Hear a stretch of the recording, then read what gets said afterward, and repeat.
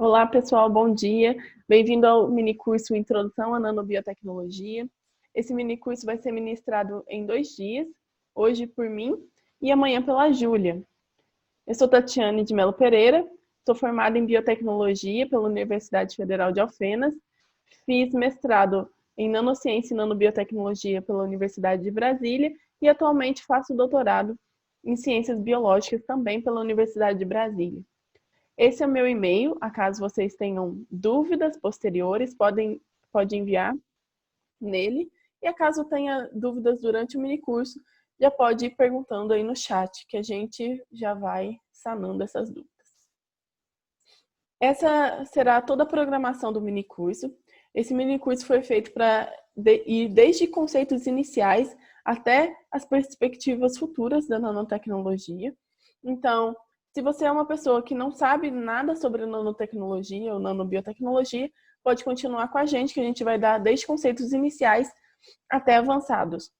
E se você já é da área, já conhece, é bom também que você revisa conceitos básicos, que são sempre cobrados, e já se atualiza de algumas coisas.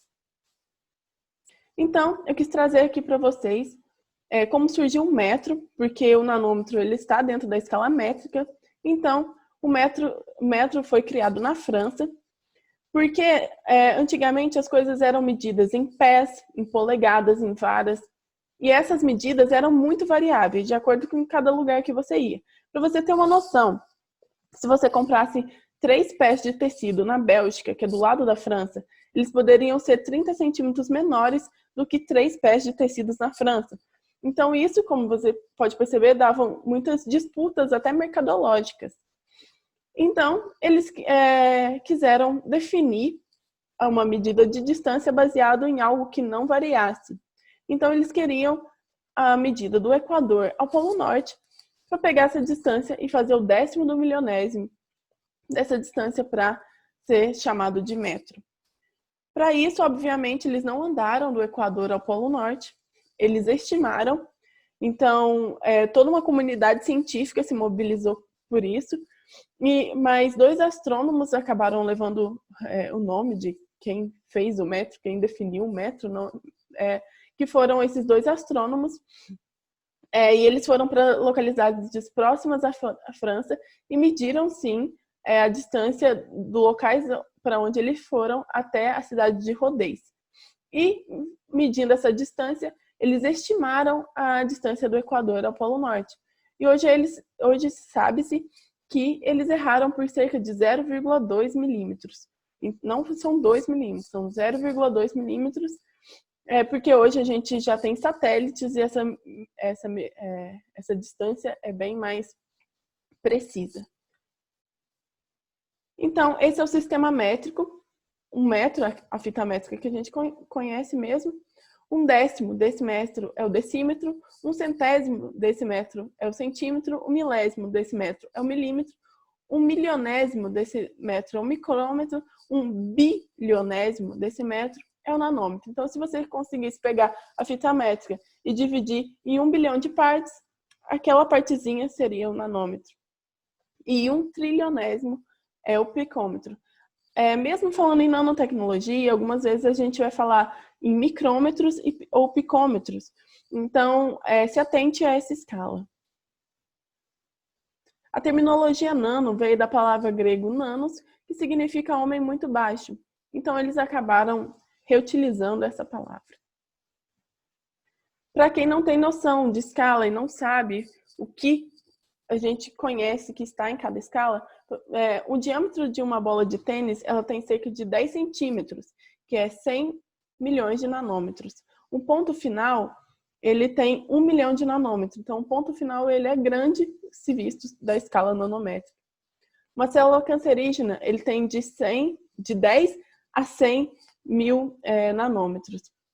Uma bactéria tem 1000 nanômetros, um vírus tem 100 nanômetros, um anticorpo tem 10 nanômetros, uma molécula de glicose 1 nanômetro e uma molécula de água 0,1 nanômetro. Então, a molécula de água já está na escala picométrica. A nanotecnologia ela é, sim, um termo recente. Mas a sua utilização, a utilização da nanotecnologia, ela já vem de séculos. Essa primeira imagem é a taça de Licurgos. Essa taça, quando ela é iluminada por fora, ela apresenta essa coloração esverdeada, amarelada. Porém, quando ela é iluminada de dentro, ela apresenta uma coloração avermelhada. E hoje sabe-se que na composição dessa taça existem nanopartículas de ouro e prata. Já essa cerâmica, você está vendo esse esmalte bem brilhoso? Esse esmalte é o que contém a nanotecnologia nesse objeto, que ele tem nanopartículas de cobre com também prata, para dar esse brilho mais intenso. Já esses vitrais, eles são vitrais da Capela de Notre Dame. Você pode visualizar várias cores.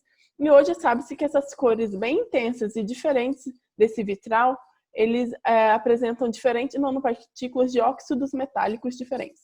Ou seja, tem muitos óxidos metálicos na escala nanométrica e isso oferece essa coloração diferente.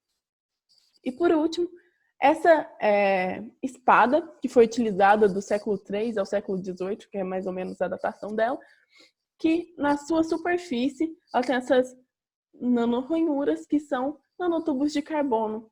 E esse nanotubos de carbono oferecia a essa espada uma resiliência maior. O que é isso? Ele oferecia a capacidade dessa espada de entortar e voltar ao normal sem que ela quebrasse. Então, era já uma aplicação mesmo da nanotecnologia que eles faziam do século III ao século XVIII. Então, a prática da nanotecnologia ela começou muito antes de ter o termo nanotecnologia descrito. Já a história mais intencional da nanotecnologia começou em 1857 com Michael Faraday, que ele fez a síntese de nanopartículas de ouro. Então, essa primeira imagem, que é a solução coloidal de ouro, que foi feita por Michael Faraday. Mas a gente chama de pai da nanotecnologia o Richard Feynman, que quando ele proferiu uma palestra em 1959, ele falou, existe muito espaço lá embaixo. Então, ele indicou que existia espaço para a gente fazer manipulação que ainda não estava sendo feito. Em 1989, já existia o microscópio de tunelamento e esses dois cientistas da IBM, eles foram responsáveis por manipular átomos de xenônio e cada pontinho desse que você vê nessa imagem é um átomo de xenônio que eles conseguiram manipular para formar a logo da empresa que eles trabalhavam, a IBM. E em 2000, começou a Iniciativa Nacional da Nanotecnologia nos Estados Unidos, onde se incentivava fazer pesquisa na área da nanotecnologia, indicando que era uma área promissora e uma área nova. Mas, afinal, o que é nanotecnologia? A nanotecnologia ela é a convergência de muitos campos. Ela não é só a biologia, não é só a biotecnologia. Então, a gente pode trabalhar com química, biologia, física, matemática, engenharia e medicina. Então, ele é um campo multiprofissional. A definição de nanotecnologia, essa que eu trouxe aqui hoje, ela é dessa Iniciativa Nacional da Nanotecnologia, que eu comentei no último slide, que é dos Estados Unidos. E depois eu vou explicar o porquê. A nanotecnologia definida pela essa iniciativa é a ciência, engenharia e tecnologia conduzida em escala nanométrica, que é de 1 a 100 nanômetros. Os nanomateriais apresentam suas propriedades aprimoradas, como maior resistência, peso, maior controle do espectro de luz e maior reatividade química do que seus equivalentes a larga escala. Por que eu falei que essa é dos Estados Unidos? Porque essa faixa de 1 a 100 nanômetros é utilizada lá. Aqui no Brasil, a gente não tem uma definição. A Anvisa, os ministérios da agricultura, não temos ainda essa definição. Só que, usualmente, visualizando artigos de autores brasileiros, pode-se perceber que a gente tem, usualmente, utilizado a faixa de 1 a 999 nanômetros para definir nanotecnologia. Mas para alguma coisa ser nanotecnologia, ela não basta estar dentro dessa faixa indicada de 1 a 100 nanômetros ou de 1 a 999 nanômetros. Ela tem que ter uma capacidade aprimorada, uma propriedade aprimorada, que é a segunda parte dessa frase, que eu vou explicar um pouquinho melhor para vocês aqui. Para ser um nanomaterial, ele tem que apresentar uma propriedade única ou melhorada da mesma substância em escala maior ou menor. O que quer dizer isso? Aqui nós temos o ouro metálico. O ouro metálico, ele apresenta essa coloração dourada. Se você conseguir solubilizar, digamos assim, entre aspas, esse ouro em água, ele vai fazer esse ouro aquoso aqui, que também está entre aspas, ou seja, ouro dissociado de ouro, molécula de ouro dissociada. E ela também apresenta essa coloração amarelada. Só que quando o ouro está nanoestruturado, ele apresenta essa coloração avermelhada. Ou seja, essa é a propriedade alterada ou melhorada das nanopartículas de ouro. Já aqui, a gente pode ver partículas fluorescentes de telureto de cádmio. E o que é diferente em cada potezinho desse? Essa segunda imagem aqui. Que cada potinho tem um diâmetro de partícula diferente. E cada diâmetro de partícula diferente oferece uma coloração diferente. Essa propriedade única ou melhorada, ela não é exclusivamente em coloração. Eu trouxe esses dois exemplos para vocês, porque é mais fácil de visualizar. Mas pode ser ter uma ação antimicrobiana maior. Ela pode apresentar outras características sem ser a coloração diferenciada. E o que faz da nanotecnologia um campo interessante é que a área de superfície ela aumenta mantendo o mesmo volume. O que é isso?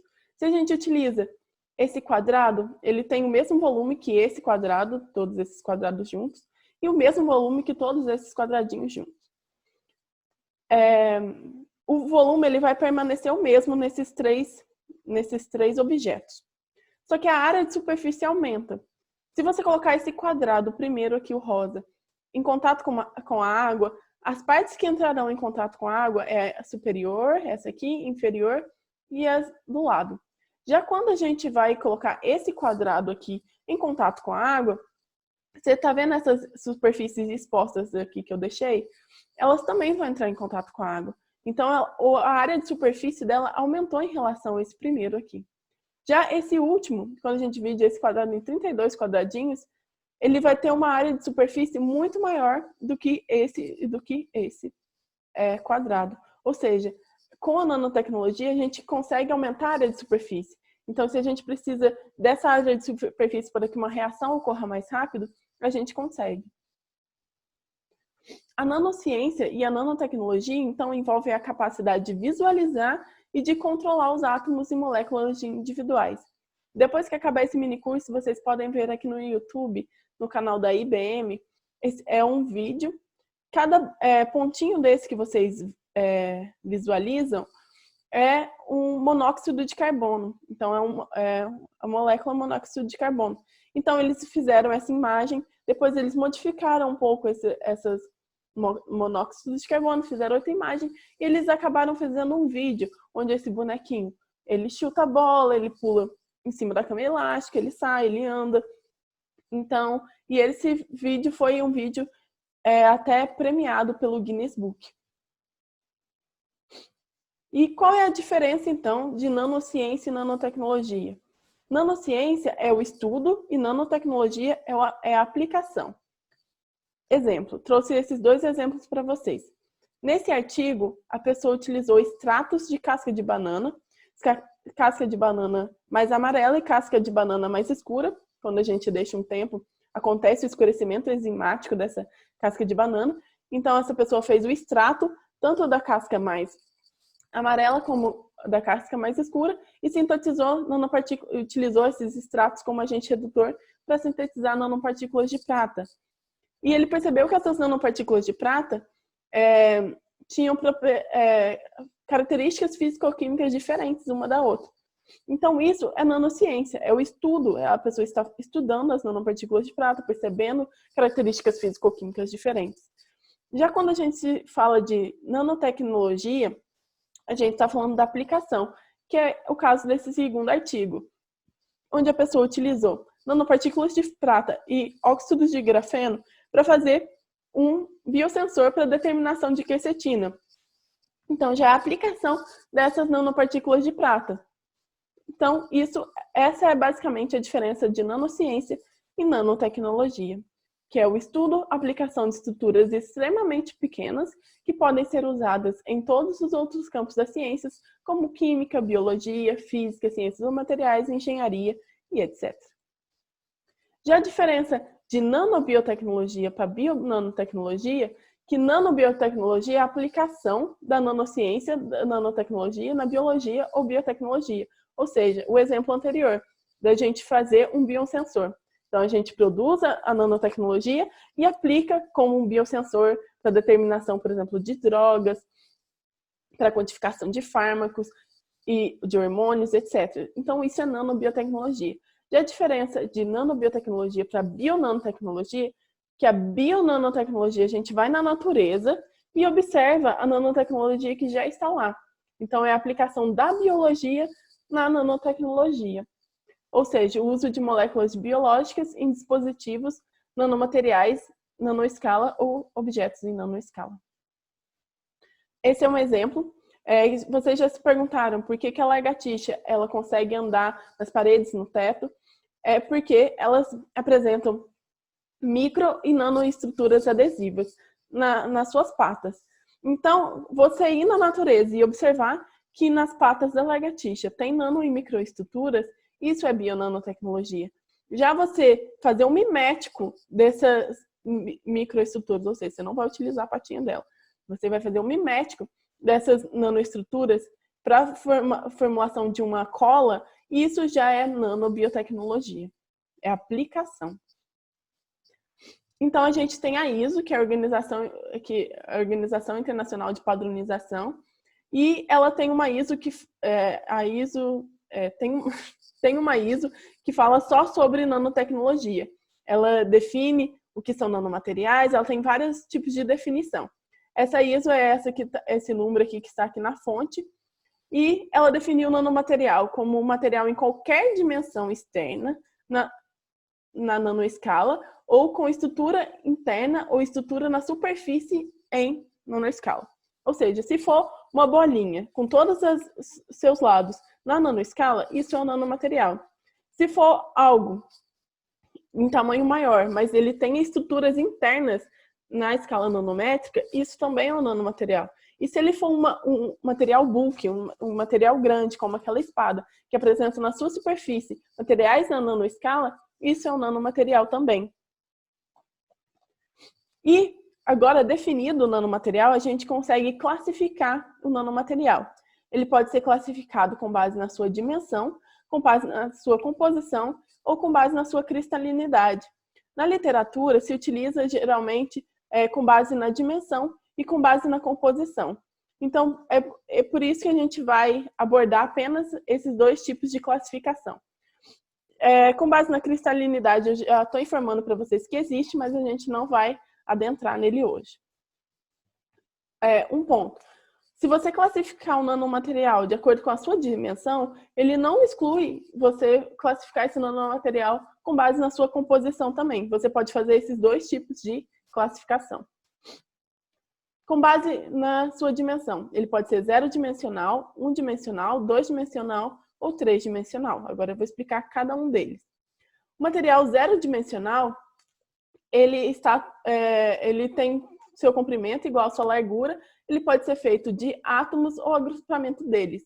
Mais para frente a gente vai ver que geralmente se padroniza de 1 a 10 nanômetros, para ele ser considerado 0-dimensional. E eles podem ser nanopartículas ou clusters atômicos. Aqui vocês podem visualizar nanomaterial 0-dimensional. Aqui são partículas que eles fizeram, que elas apresentam colorações diferentes de acordo com a sua composição e até mesmo com a radiação incidente. O nanomaterial 1 dimensão, ele deve ter apenas um átomo de espessura, porém seu comprimento não é definido, apenas a sua espessura. Então, eles podem ser chamados de nanobastões, nanofios, nanofibras ou nanotubos de único cristal. E aqui eu trouxe exemplos para vocês de cada um deles. Nanofios, nanofibras, nanobastões, um nanotubo de único cristal. Então, eles não são definidos de acordo com o seu comprimento, apenas de acordo com a sua espessura. Já o nanomaterial 2-dimensional, ele tem apenas sua espessura na escala atômica. Ele é como se fosse uma folha. A espessura da folha vai ser obrigatoriamente na escala atômica. Já as dois lados, as duas arestas, elas não têm definições, não têm tamanhos definidos. Então pode ser chamado de nanofolhas, nanofilmes e nanofitas. Eles oferecem capacidade de alta flexibilidade, porque eles são feitos de única espessura atômica, e também transparência óptica. É aqui para vocês verem nanofolhas. E por fim, com base na dimensão, nanomateriais 3D. Nanomateriais 3D, eles não obrigatoriamente têm que ter suas arestas na escala atômica, ele pode apresentar apenas na sua superfície um nanomaterial. Então, são tamanhos arbitrários além de 100 nanômetros. E aqui para vocês verem, aqui tem uma escala, por exemplo, aqui 5 micrômetros, essa escala aqui. Então, esse nanomaterial é bem maior do que 100 nanômetros em todos os seus lados, porém, eles apresentam na sua superfície estruturas na nanoescala, o que faz dele um nanomaterial 3D. Agora, com base na composição. Como eu disse, a caracterização do nanomaterial de acordo com a sua dimensão não exclui a caracterização do nanomaterial com base na sua composição. Então, o nanomaterial com base na sua composição pode ser orgânico, carbônico, inorgânico ou compósito. Com base na composição sendo orgânicos, eles são constituídos principalmente de compostos orgânicos, como lipídios, carboidratos ou outras substâncias poliméricas. Aqui para vocês eu trouxe primeiro o lipossoma. Lipossoma é como se fosse, você já deve ter estudado, membrana plasmática de célula. Então é aquela dupla camada de fosfolipídio organizada de forma concêntrica. E elas podem ser unilamelares, ou seja, apresentar apenas uma bicamada, uma bicamada lipídica, ou eles podem ser multilamelares, existir múltiplas bicamadas lipídicas. E o interessante do lipossoma é que eles conseguem carregar todos os tipos de moléculas. Moléculas hidrofílicas, que estarão aqui dentro, hidrofóbicas, que estarão na dupla camada de fosfolipídio, ou anfipáticas, que elas estarão entre a parte hidrofóbica e hidrofílica. Você também consegue funcionalizar esses lipossomos para que ele chegue a algum local específico. As nanoemulsões. As nanoemulsões, elas são basicamente para você misturar dois líquidos immiscíveis, como água e óleo. Essa nanoemulsão, aqui por fora, seria óleo e ela está carregando um ativo hidrofílico. Já essa nanoemulsão, ela está carregando um ativo hidrofóbico e por volta está com água. O tamanho dessas gotículas, elas são tipicamente de 20 a 200 nanômetros. Agora, nanopartícula lipídica sólida. Qual é a diferença da nanopartícula lipídica sólida para essa nanoemulsão?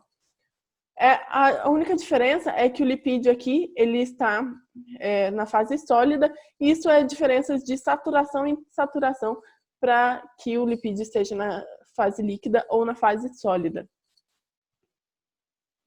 Os virossomas, eles são basicamente o envelope dos vírus, só que sem o material genético. Obviamente, para não causar a doença, você mantém o envelope, retira o material genético e utiliza esse envelope para carregar o que você achar interessante. Nanopartículas poliméricas orgânicas.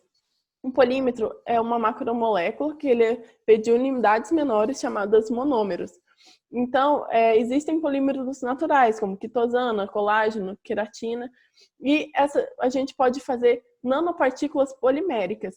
Essas nanopartículas poliméricas, o ativo ele vai estar por dentro, é como se fosse uma esponja, entre aspas, dura, onde os seus ativos vão estar lá dentro e vão saindo por difusão aos poucos.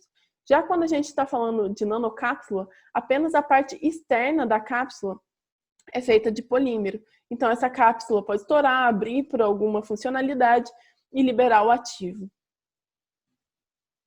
Também temos dendrímeros. Dendrímeros, eles são altamente ramificáveis. Ele apresenta um grande número de terminais ativos. Então, cada ponta dele é um terminal ativo, reativo. Então, ele é muito interessante para alguns tipos de reação. A palavra dendrímero vem do derivado dendro, que quer dizer a palavra grega árvore. Então, eles são sempre ramificados regulares. Então, sempre eles vão se ramificar e sempre vão ser iguais de todos os lados. Agora entramos com base na composição, nanomateriais inorgânicos. São nanopartículas metálicas ou de óxidos metálicos, quantum dots e nanopartícula polimérica inorgânica. As nanopartículas metálicas, como eu já contei até mesmo na história, elas são utilizadas desde o século IV, século III. Então, elas já são utilizadas porque elas geralmente apresentam capacidades mesmo até de colorações diferentes, que é o que a gente já abordou. Então, ele já acumulou esse grande interesse. Então, pode ser nanopartículas metálicas de óxidos, de prata, cobre e etc. Óxidos de ferro. E, atualmente, estão sendo impregnadas em televisões.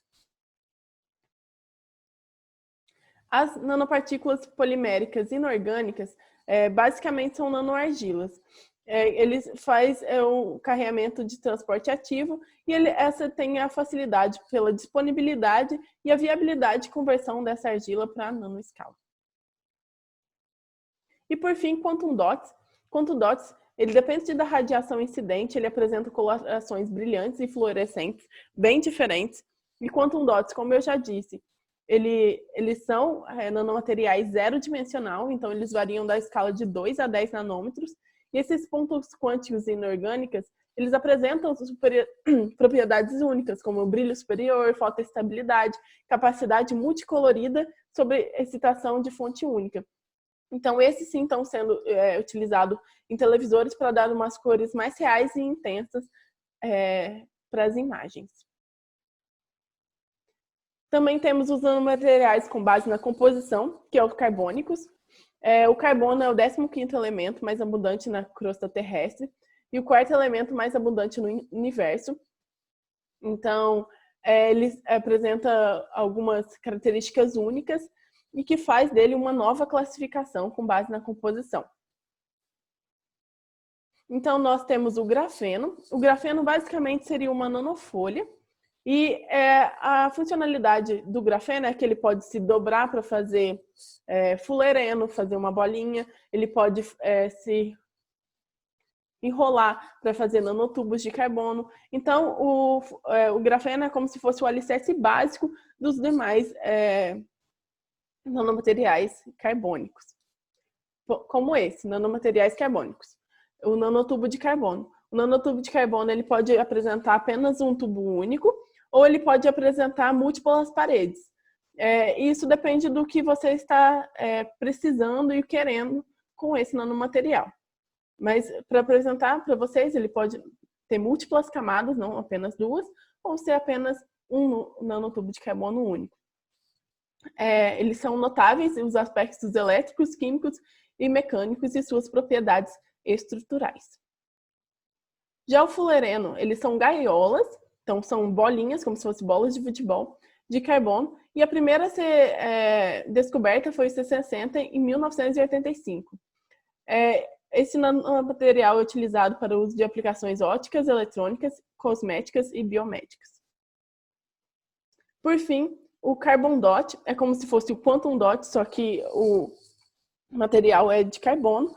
São nanocristais de 2 a 10 nanômetros, que ele tem aplicações em dispositivos eletrônicos, biosensores e agentes de bioimagem. E também temos os híbridos, composição híbridas, ou seja, eles juntam os outros tipos de composição. E eu quis trazer aqui para vocês perceberem que nanomateriais híbridos, eles podem ser feitos em todas as dimensões, ou seja, ele pode ser um nanomaterial zero dimensão, igualzinho a essa partícula, core shell, onde core é o núcleo, que é o núcleo de quantum dot, carbon dot, né, que aqui eu fiz de carbono, e revestido por essa casca de polimérica. Então, esse é um nanomaterial 0D híbrido. Essa nanofibra, ela é polimérica com nanopartículas metálicas. Então, também ele é híbrido, sendo 1D. Multicamadas, grafeno mais carboidrato. Então, essa rosinha seria o carboidrato e essas linhas aqui seriam de grafeno. Então, já é um material 2D, uma nanofolha. E, por fim, uma torta, que eu quis chamar de como se fosse torta, porque 3 dimensões em qualquer tamanho arbitrário, porém eles apresentam ele apresenta nanopartículas metálicas, apresentam grafeno, então você pode misturar. Então, em todas as dimensões pode existir nanomaterial com composição híbrida. Agora que a gente já entendeu quais são os tipos de composição do nanomaterial, a gente vai entender os métodos de produção. Os métodos de produção podem ser basicamente top-down ou bottom-up. Top-down de cima para baixo, bottom-up de baixo para cima. Então, você pode pegar um material na macroescala e fazer com que ele quebre até se formar nanopartículas. A vantagem desse método é uma síntese expressivamente simples. Por exemplo, se você quiser fazer ouro na nanoescala, você pega um pedacinho de ouro, coloca ele num moinho de alto processamento e até ele formar nanopartículas. A desvantagem: existe geralmente, para fazer isso em escala industrial, geralmente tem muitas imperfeições na estrutura de superfície e até mesmo danos cristalográficos. Ou seja, você não consegue padronizar o tamanho em escala industrial. Já quando você está falando do método bottom-up, você está agregando átomos ou moléculas até a formação de nanopartículas. Então, a vantagem é que você consegue ter essa organização mais em nível atômico, porém, a desvantagem é que se você utilizar uma síntese, uma rota diferente da outra, geralmente você vai ter nanopartículas com funcionalidades ou levemente diferentes uma das outras.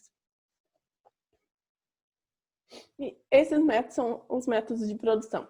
Eu utilizei esse livro aqui para trazer para vocês quais são os métodos de produção de nanomateriais.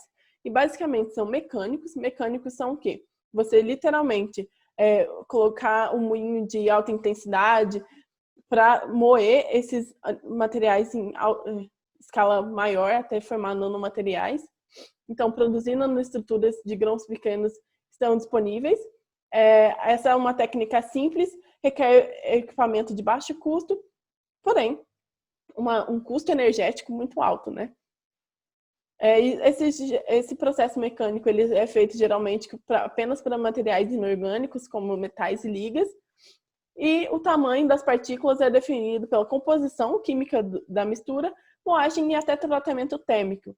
Então, não é uma coisa especificamente somente física. Você pode ter um moinho que é físico, mas você pode ter um tratamento térmico, e esse é um método de produção mecânico. Já o método de produção físico, ele é bottom-up. Como a gente já viu, a nanolitografia, aquelas pessoas que modificaram e fizeram ao longo da IBM por nanolitografia, arrastando átomos de xenônio. Então, isso são métodos físicos. Ele não altera a composição da matéria, a matéria é a mesma, ela apenas foi arrastada. Ou pode-se utilizar também a deposição física por vapor. Existem os métodos de produção químico. Então, o método químico ele já altera a natureza da matéria, e uma vantagem dele é que você pode fazer ele baseado em química úmida, ou seja, você já consegue utilizar de soluções. Você faz uma mistura de 2 soluções para obter uma terceira solução de composição diferente, que nessa composição contém o seu nanomaterial.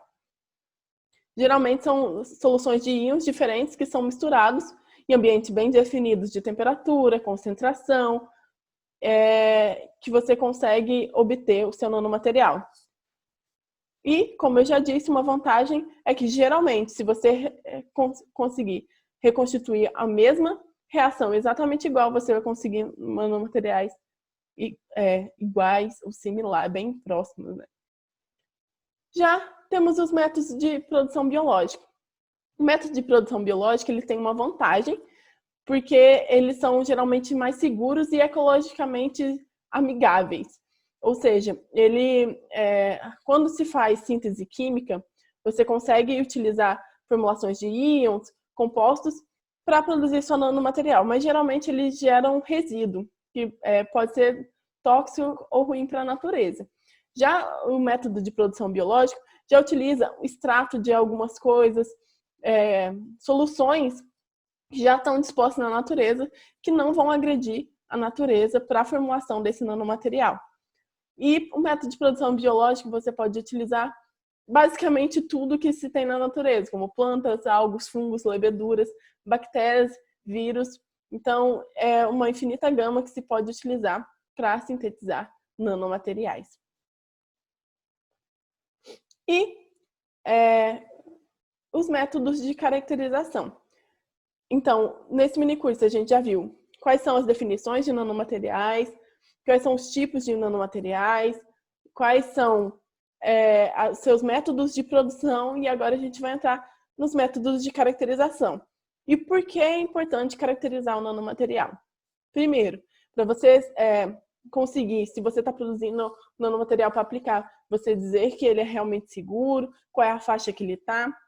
Então, você precisa ter essa caracterização e até mesmo para ver se ele vai ter a funcionalidade que você espera. Como aquelas partículas que eu mostrei lá em cima, cada tamanho de partícula apresentava uma coloração diferente. Então, se você está esperando ter uma coloração vermelha, você tem que caracterizar para entender se ela está naquela faixa que ela vai ser uma nanopartícula que incide luz vermelha. Então, e a outra importância de caracterizar, entender os métodos de caracterização, são você não utilizar duas técnicas que vai te dar o mesmo resultado ou a mesma resposta. Por exemplo, você quer saber o diâmetro dessa partícula.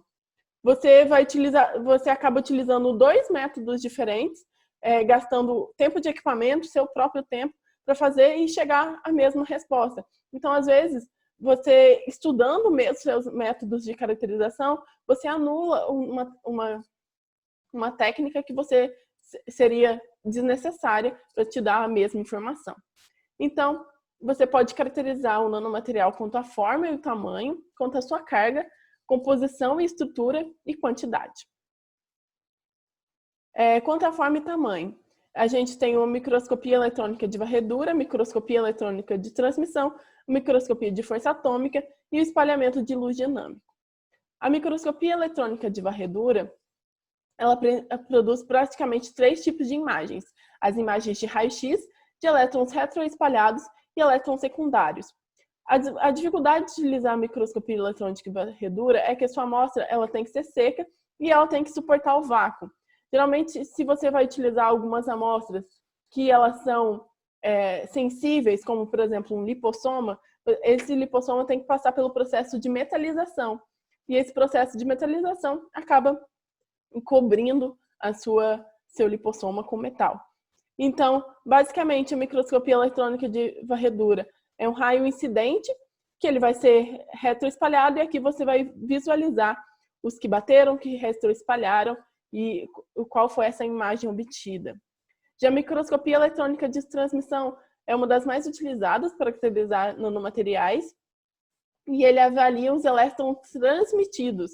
Então, aqui eles são os elétrons retroespalhados. Aqui a visualização da imagem vai ser aqui embaixo, dizendo que isso aqui é uma amostra. Então, vai ser os elétrons que serão transmitidos, ou até mesmo retroespalhados, que eles vão bater e voltar, e vai fazer imagem escura embaixo.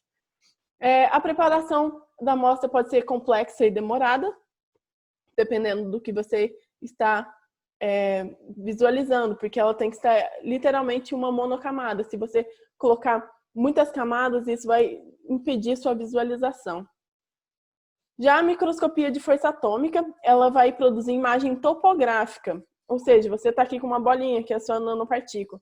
Ele vai ser uma sonda, literalmente, que vai andar sobre a sua amostra e vai te dar uma imagem no software de topográfica do que você colocou lá para ser avaliado. Uma vantagem de se utilizar a microscopia de força atômica, ela pode ser realizada no líquido ou meio gasoso, ou seja, se você está falando de nanopartículas metálicas, basicamente você não tem tratamento nenhum dessa amostra, você pode simplesmente fazer a leitura. E espalhamento de luz dinâmico, que é um dos mais utilizados, que ele não vê forma, ele vê tamanho, por isso aqui foi alterado. A desvantagem do espalhamento de luz dinâmico é que ele considera toda a partícula como se fosse esférica. E como ele entende o tamanho dessa partícula? Aqui eu dei o exemplo para vocês de duas partículas maiores e duas partículas menores.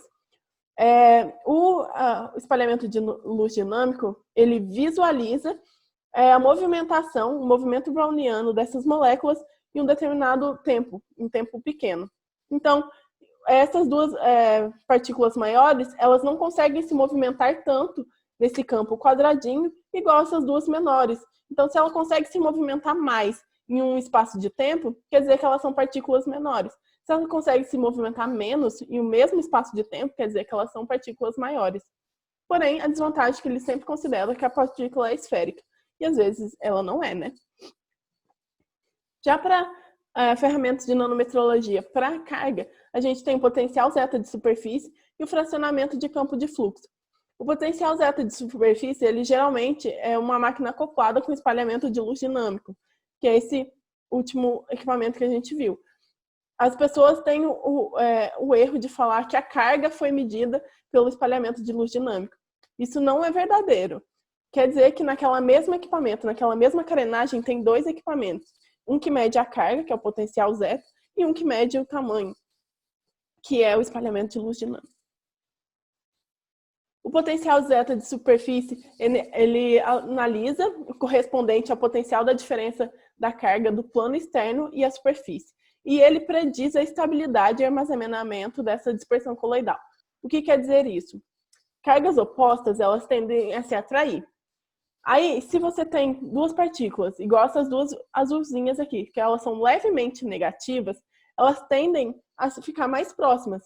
Se você tiver duas partículas que elas são altamente negativas, elas tendem a se repelirem, porque cargas iguais se repelem. Isso tanto para cargas positivas quanto para cargas negativas.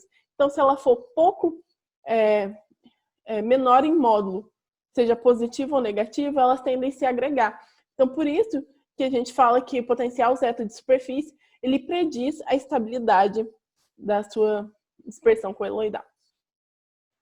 E também temos o fracionamento de campo de fluxo.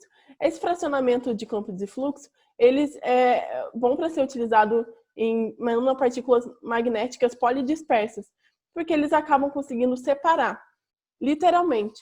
Se você tiver na sua suspensão nanopartículas com carga positiva e negativa, com fracionamento de campo de fluxo, você pode colocar uma face carregada positivamente, que vai atrair as nanopartículas negativas, e do outro lado, carregado negativamente, que vai atrair nanopartículas de carga positiva. E aqui tem um fluxo que vai fazendo que ela saia e consiga literalmente separar por carga. E também agora temos as ferramentas de nanometrologia que vai te informar a composição e a estrutura. Temos o infravermelho com transformado de Fourier, onde que vai ter picos de... o resultado do infravermelho com transformado de Fourier vão ser picos de absorção. Esses picos de absorção vai corresponder às frequências de vibrações das ligações. As ligações de átomos nesse nanomaterial, elas têm vibrações diferentes. E cada vibração diferente vai fazer um pico de absorção diferente. Então, se você tem um OH, a vibração dele vai ser diferente do NO. Então, esse espectro vai representar uma impressão digital desse nanomaterial. Então, ele vai te dizer com clareza quais foram essas vibrações, e na literatura você consegue ver quais são essas ligações e caracterizar seu nanomaterial. Ou você pode utilizar de padrões também. Também temos difrações de raio-x, onde vai ser incidido raio-x nesse nanomaterial. E você pode perceber se a amostra está mais amorfa ou ela está mais cristalina. E também quantificar a composição, quantificar a forma cristalina e dizer a composição elementar, se é óxido de ferro, prata, cloreto de prata, tudo isso você consegue dizer por difração de raio-x. E, por fim, ressonância plasmônica de superfície. A ressonância plasmônica de superfície é o que se geralmente mais utiliza nas nanoestruturas baseadas em metais, que nada mais é que a oscilação dos elétrons de acordo com uma radiação incidente. Em uma radiação específica incidente, os elétrons eles oscilam coletivamente e alteram quando a luz incidente num determinado ponto, eles oscilam e acabam dando essa ressonância plasmônica de superfície ao seu nanomaterial, que faz uma absorção e uma transmissão diferente de luz. Para fazer a quantificação, a nanometrologia em quantidade, temos a cromatografia gasosa acoplada com espectrometria de massa e a cromatografia líquida de alta eficiência. E nada mais é que esses procedimentos cristalográficos são sensíveis, rápidos e não destrutivos. Então, você consegue fazer a purificação, separação dos nanomateriais de mistura, podendo fornecer a composição e até mesmo a quantidade do seu nanomaterial. Então, se você tem uma mistura de nanopartículas maiores, menores e até mesmo de composições diferentes, a gente vai ter uma fase estacionária aqui, um fluxo, e essas nanopartículas elas serão purificadas e separadas. Essas foram as referências que eu utilizei aqui para vocês hoje. Vou passar devagar, porque caso vocês queiram ver alguma aqui em específico. Obrigada.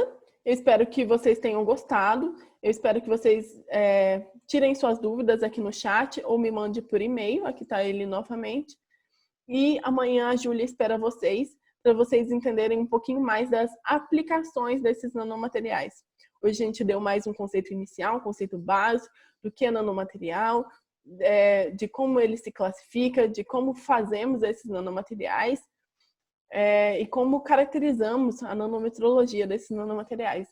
Então, hoje tivemos um conceito mais básico, que também é muito importante, e amanhã a Júlia vai para um conceito mais aplicado com vocês. Espero que vocês tenham gostado e estejam aqui com a gente amanhã. Até mais!